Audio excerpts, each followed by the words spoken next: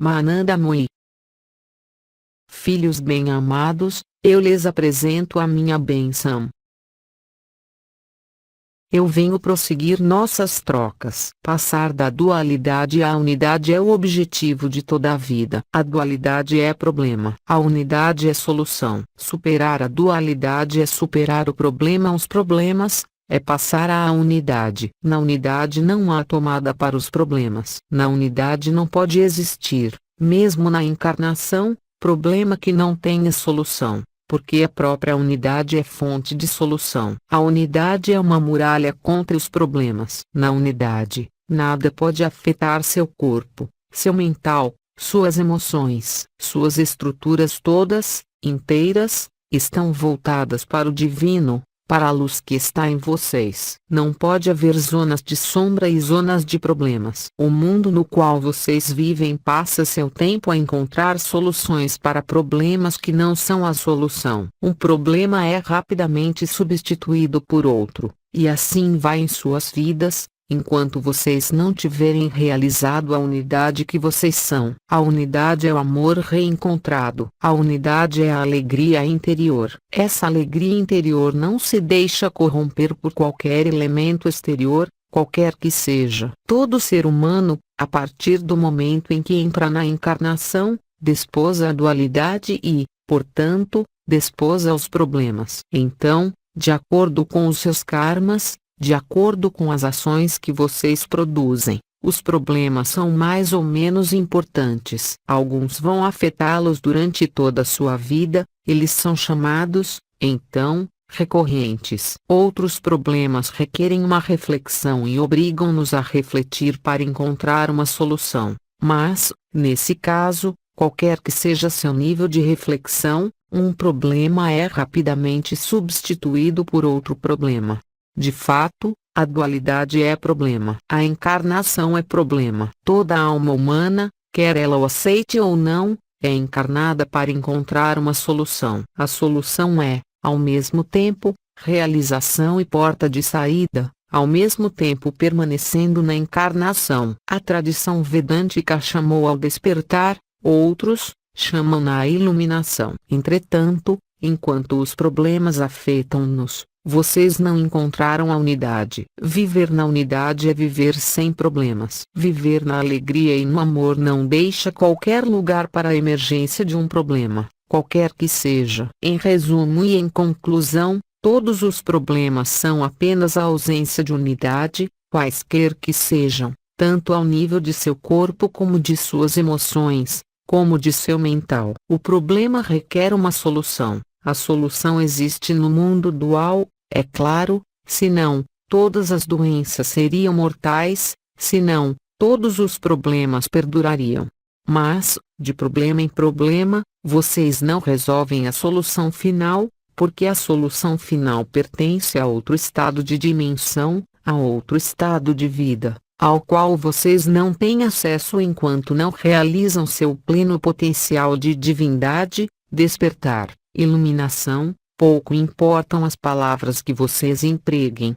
Quando vocês começam a aproximar-se desse estado de despertar, de iluminação, vocês começam a perceber, a sentir vibrações, modificações de seu estado de consciência, modificações de seu humor. Seu modo de proceder muda em face dos problemas e dos desafios que lhes coloca a vida. A partir do momento em que vocês estão no caminho para o despertar, é preciso prestar muita atenção para não procurar solução no próprio nível em que nasceu o problema. A solução não deve nascer de sua reflexão, de seu mental, quando vocês estão no caminho para o despertar. A solução deve vir de uma oração interior. A solução não deve ser linear, ela deve vir em vocês, ou de profundezas, o que dá no mesmo. Tocando a alegria do despertar, não pode haver persistência de problemas. Todos os problemas, assim que eles aparecem, são resolvidos pela potência do amor e de sua própria irradiação. Por vezes,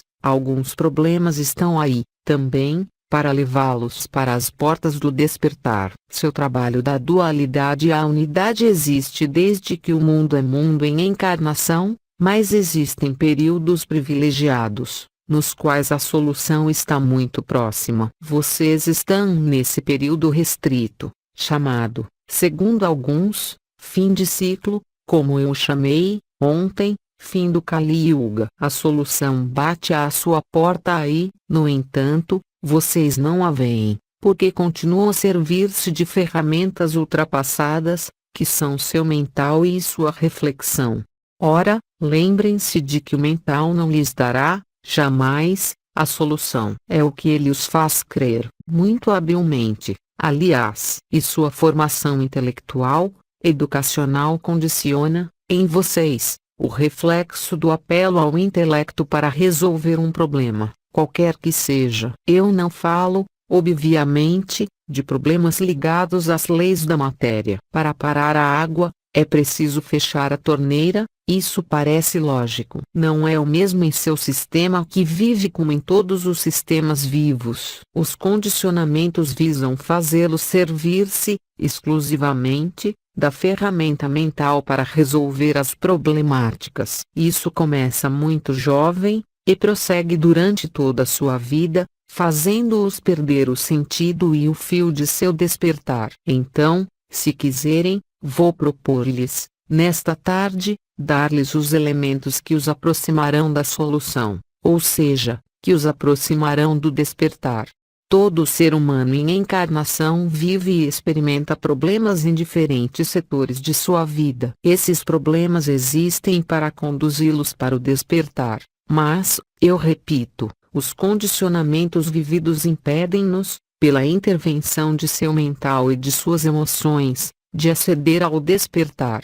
Dito em outros termos, eu diria que todo problema é uma bênção, porque ele os obriga a soltar certo número de crenças e, quando vocês não encontram solução, ele os obriga, também, a ir mais longe.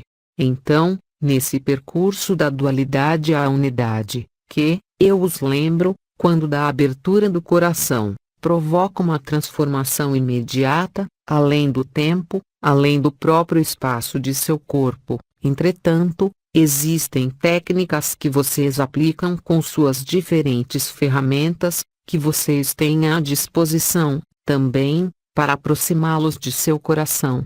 Hoje, meus filhos bem-amados, eu lhes proponho dar um passo para mim e, portanto, um passo para vocês. Então, não tenham medo, exponham, claramente, seu problema, para que eu lhes dê o elemento de solução que os aproximará da situação do despertar. Alguns espíritos de luz, que não conhecem a encarnação e a informação de codificação de suas vidas, são capazes de dar soluções muito surpreendentes. É assim das rodas nas rodas, também chamadas, em algumas tradições, o Santo dos Santos ou, ainda, os Ayota Kodesh, que são as inteligências criadoras e que, através de comportamentos simples, são capazes de aproximá-los do estado interior do despertar. Eu repito, lembrem-se de que não pode haver despertar com o mental presente, não pode haver despertar com a emoção presente, não pode haver despertar com o problema presente. Os problemas devem ser iluminados, além da inteligência, pela luz. Então, ousem enunciar seu problema, e eu me proponho dar-lhes o caminho para a solução. Antes de começar a expor seus problemas, quero assegurar-me de que vocês compreenderam, perfeitamente, o discurso que eu acabo de fazer-lhes. Certamente, eu emprego palavras, mas essas palavras são destinadas a tocar seu coração e não sua lógica, e são destinadas a favorecer a vibração de seu ser interior.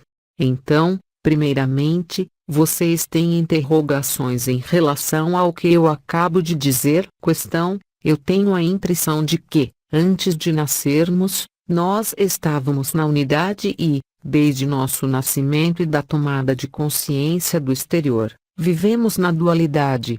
Isso é total verdade, meu filho bem-amado. O exterior chama à manifestação, e ele os afasta de seu interior, qualquer que seja. As grandes tradições insistem no fato de que vocês buscam, no exterior, o que vocês têm no interior. A solução, também, encontra-se no interior, Obviamente, não há alternativa. Toda busca, qualquer que seja, aproxima-os da unidade, mas não os põe na unidade. Isso é impossível. Questão: pode-se dizer que, antes de nascermos, nós estávamos na morada do Pai, e que tentamos ali voltar a entrar, mas em consciência. Esse é o próprio objetivo da encarnação nesses mundos de terceira dimensão, é exteriorizar-se, si mesmo, na matéria, para reencontrar a unidade através da matéria.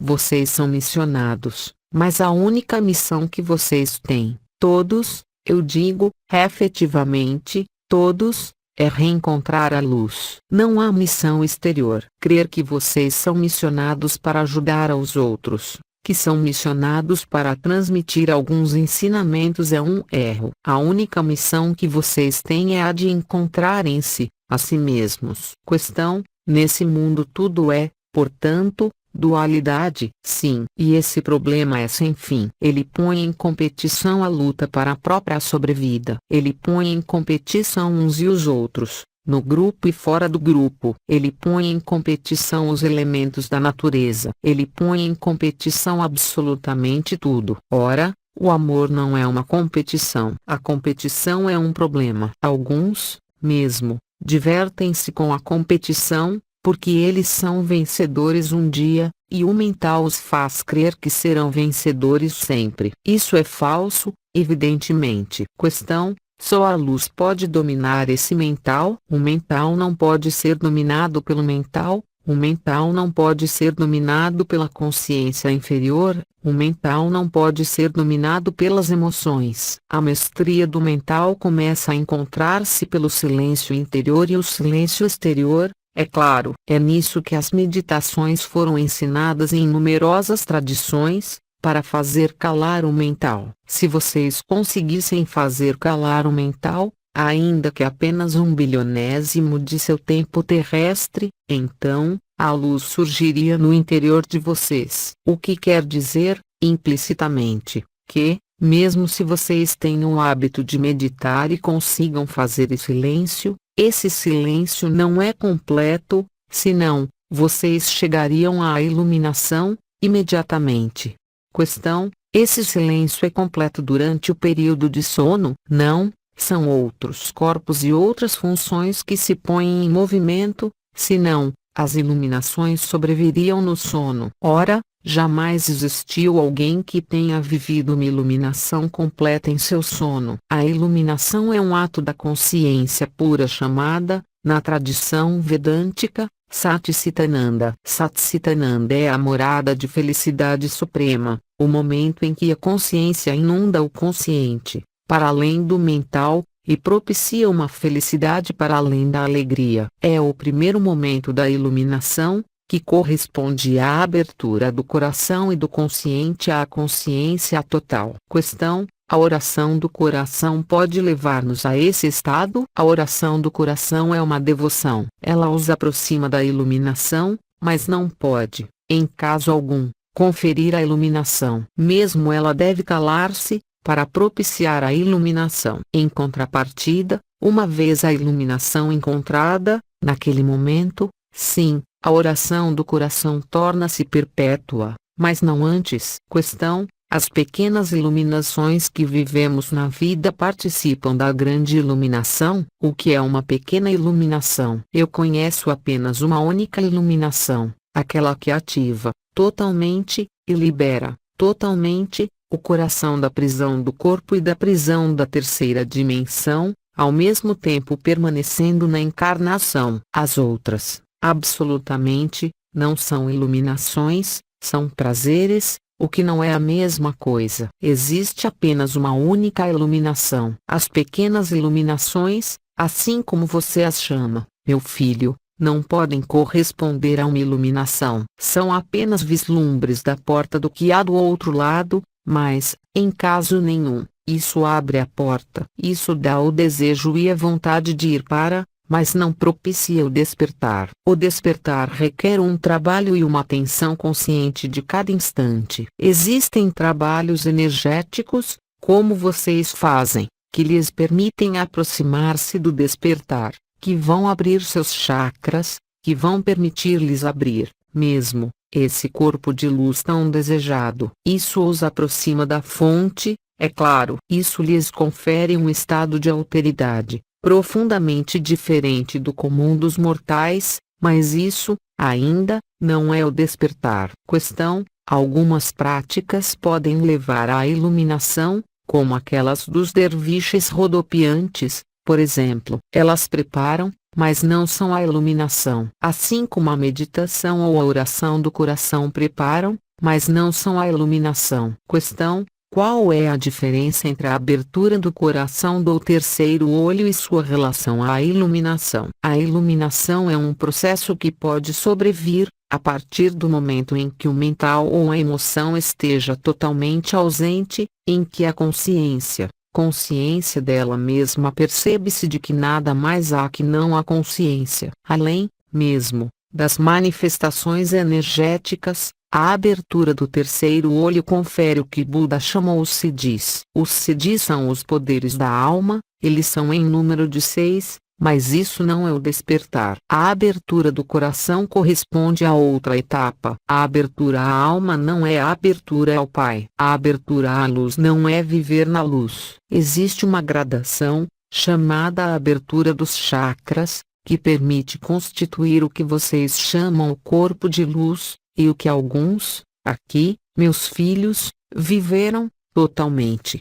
Entretanto, resta uma etapa, uma vez que todo esse trabalho esteja realizado, uma vez que os corpos sutis estejam despertados, que é o abandono total à energia do coração. É uma etapa. Vocês estão no caminho, mas essa etapa é um momento que perturba tudo. Há um antes, há um depois, e vocês podem passar desse antes para esse depois de maneira totalmente súbito, sem, jamais, ter feito o menor trabalho nos chakras, sem, jamais, ter meditado, sem, jamais, ter orado, porque se trata de uma energia de graça, que não vem, jamais, por acaso, é claro, que escapa do entendimento e que escapa, mesmo, da noção de energia.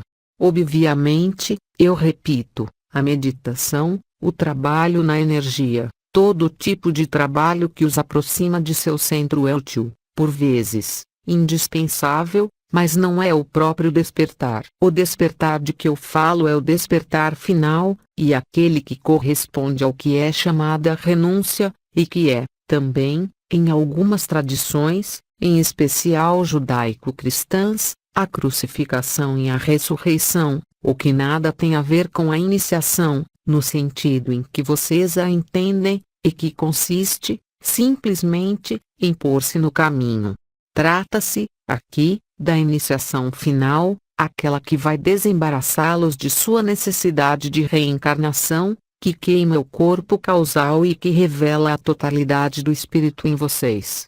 Viver no despertar é não mais ter problemas, é conhecer a alegria inefável interior permanente, é viver na alegria permanente, é viver na oração permanente, é abandonar-se à luz do amor, viver o amor, irradiar o amor a cada sopro, a cada olhar.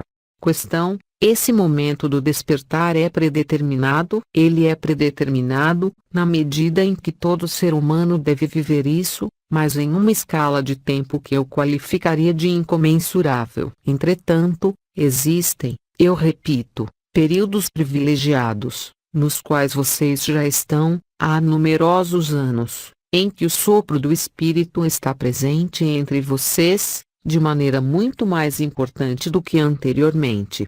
Nesses períodos, trata-se de uma graça ligada a configurações específicas, que abrem os canais e que permitem, naquele momento, a alguns seres, religar-se a essa orientação e viver o despertar em número muito mais importante do que era o caso em minha vida. Nos tempos antigos, bastaria que uma centena de seres humanos estivessem no despertar, ao mesmo tempo encarnados, para que a face do mundo mudasse.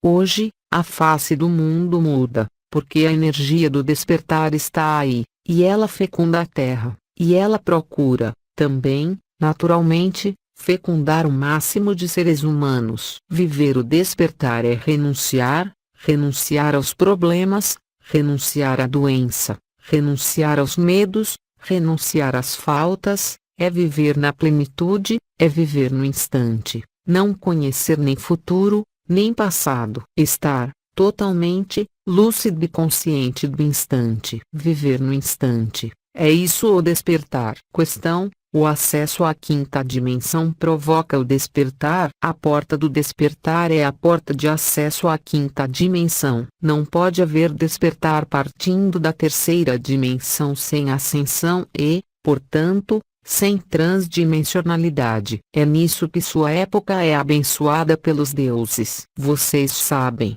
quaisquer que sejam os elementos que aparecem e que continuam a aparecer em seu mundo, o olhar que vocês portam é, em si, importante. Em qualquer evento vocês podem ali ver o drama o mais atroz como a manifestação da divindade em ação. Questão: o despertar é um basculamento da consciência no divino. Efetivamente, a iniciação, o fato de viver o despertar corresponde a uma reversão total. Reversão de valores, reversão do olhar exterior para o olhar interior. O que seus olhos veem é um olhar exterior. Quando vocês vivem a iluminação total, vocês não veem mais com os olhos, mas com os olhos da consciência. Um pouco como quando vocês estão mortos, não há mais sistema ocular, mas, no entanto, vocês veem. É a consciência que vê. Hoje, vocês veem, escutam, sentem, percebem com os órgãos dos sentidos. Isso não é a mesma coisa do que sentir, ver, sentir, experimentar, ouvir com a consciência. E, portanto, vocês ouvem de maneira limitada, veem de maneira limitada, compreendem de maneira limitada, porque o entendimento passa pelos sentidos e não pela consciência.